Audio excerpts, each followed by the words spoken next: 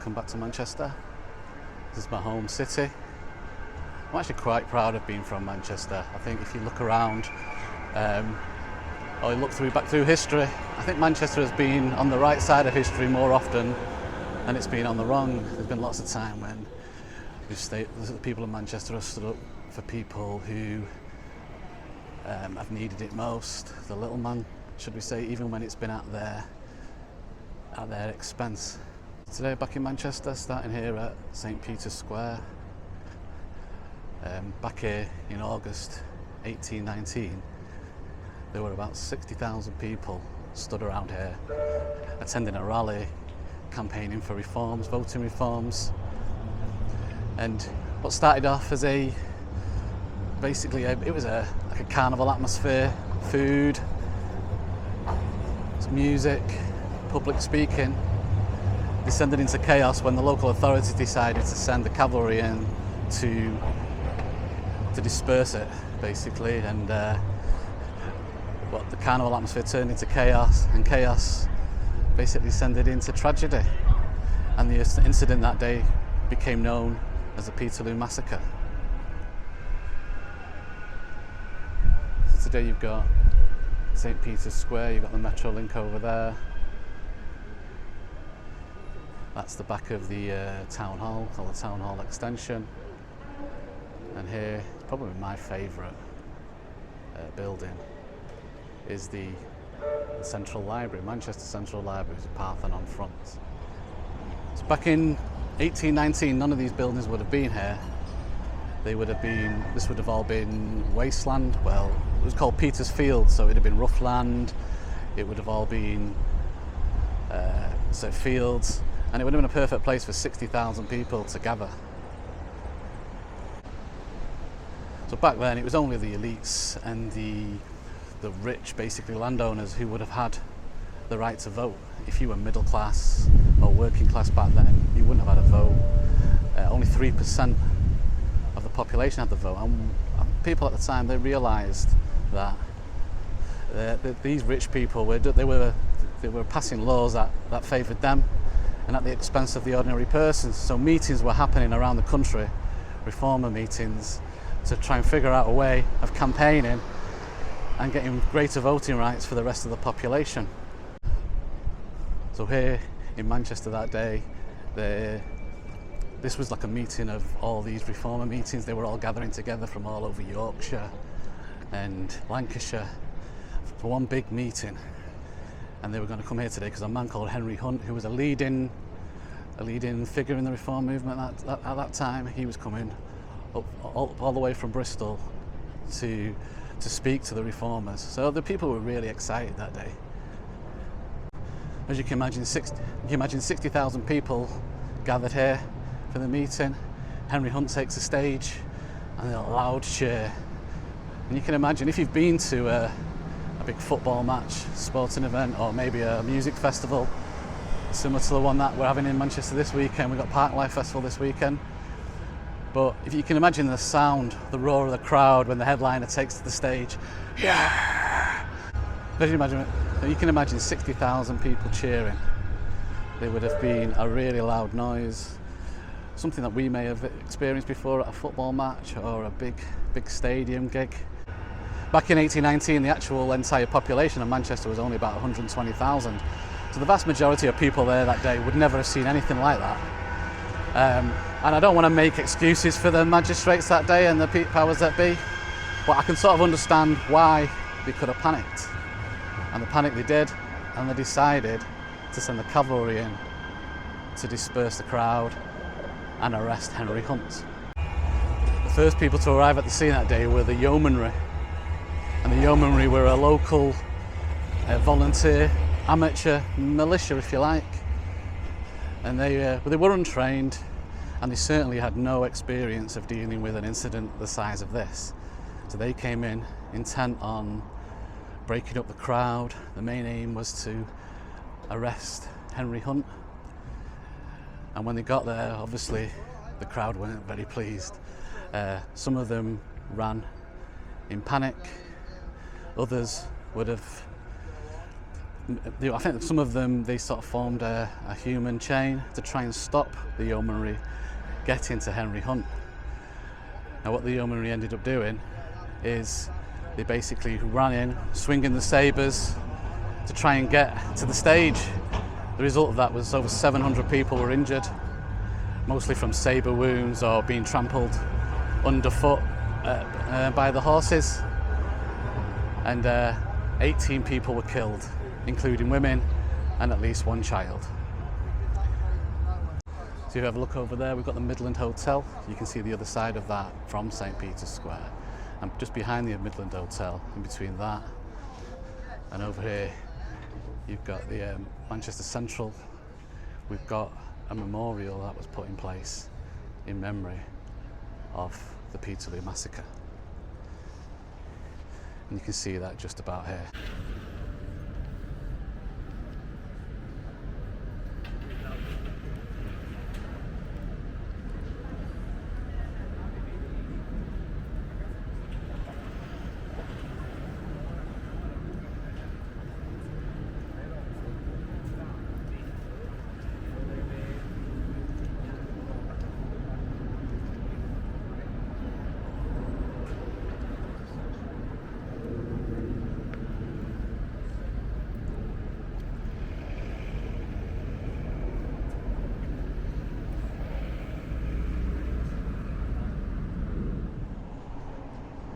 So there on the bottom you've got to see a statement that says this commemorates the Peterloo Massacre on 16th of August 1819.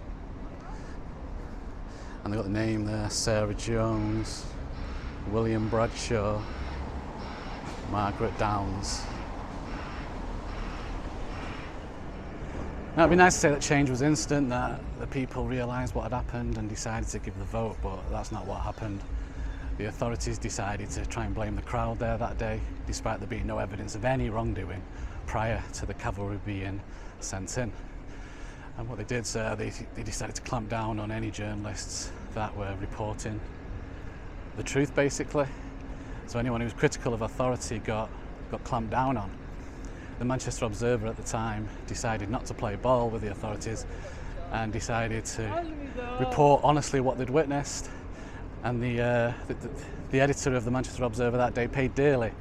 He ended up doing a year in prison and getting fined £100 for his newspaper's reporting.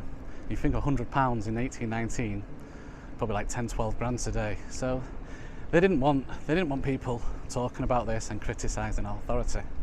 I mean, legislation was passed in the aftermath of the Peterloo Massacre, but rather than being positive to the reformers' cause, it ended up being negative. Laws were passed clamping down on public gatherings.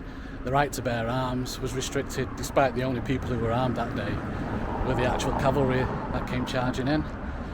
And so things were made more difficult for the reformers, short term rather than better.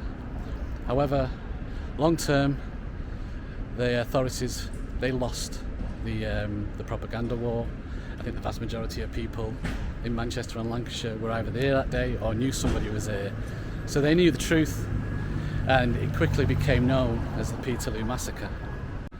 So the name Peterloo came from the fact that this was called Peter's Field at the time, and the incident happened only 4 years after the Battle of Waterloo. So it was a little bit of a mocking. It was mocking really of the cavalry. They're like, well done lads, you managed to beat a load of unarmed civilians in a battle. So it was a sarcastic dig at them really. And the ironic thing was that the only people who were actually veterans of the Battle of Waterloo were actually on the reformers' side that day. In fact, there's a man, I should have looked for his name actually on there, Mr. John Lees. He was a veteran of the Battle of Waterloo when Britain was victorious, and he ended up being one of the casualties that day. So the memorial I've just shown you was installed here in Manchester in 2019. Before that, the only memorial we had regarding the Peterloo Massacre was a blue plaque which was on the side of the Free Trade Hall, and the original blue plaque was installed there in 1974. So prior to 1974, you'd have walked around Manchester and there'd have been nothing. indicating that anything had ever happened in this area. What I'm going to do now is walk down to the Free Trade Hall. I'll show you the blue plaque. It's actually a 5-star hotel now, the Radisson Blue, I think it's called, the Radisson Edwardian. And that was actually Manchester's first 5-star hotel.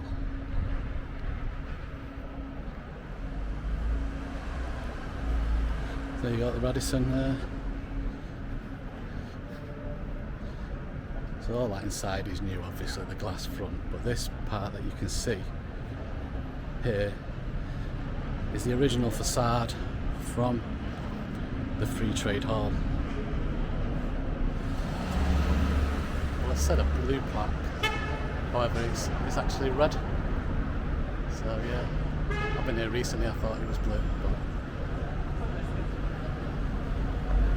And there you see St. Peter's Fields, the Peterloo Massacre, on 16th of August 1819, a peaceful rally of 60,000 pro-democracy reformers, men, women and children, was attacked by armed cavalry, resulting in 15 deaths and over 600 injuries. So I said 18 deaths and 700 injuries, but as you can see, it's quite clear what happened there that day. The original one in 1974 apparently was too neutral. It didn't want to lay blame on either side, so it acknowledged the deaths, but tried to make out it was a bit of a skirmish or a battle, which really it was one side being attacked by the other. So with the restriction of public gatherings, I'm just going to cross the road now so you can get a better view of what it would have looked like. But the restriction of public gatherings meant that the Free Trade Hall became quite an important place for reformers. So they would be able to have meetings there without the fear of harassment from the authorities. As you can see, it's in the background there. I'll throw it around so you can see it better. And that's the old Free Trade Hall. Funny thing about the Free Trade Hall, it became, like I said, the reformers used it. Later on in the 70s, there was a gig there, Sex Pistols had their first ever gig there. It's one of them gigs that everyone claims to have been at, but in the reality nobody was there, or not very few people were there. So did you know about the Peterloo Massacre? It's something that I don't think a lot of people know about. I'm being honest, I grew up in Manchester and I only learnt about it when I watched the Mike Leigh film on Prime. If you've not watched it, you should watch it. It's a really good film. But yeah, it's something that when you look back on and think of the rights we have today, the voting rights, we have to thank them people who were hurt or even killed that day, because that was the beginning, near the beginning of the movement really, for universal voting. And like I said, if you're working class or even middle class, back then you wouldn't have had a vote. So the fact that today you have got a vote is down to these guys.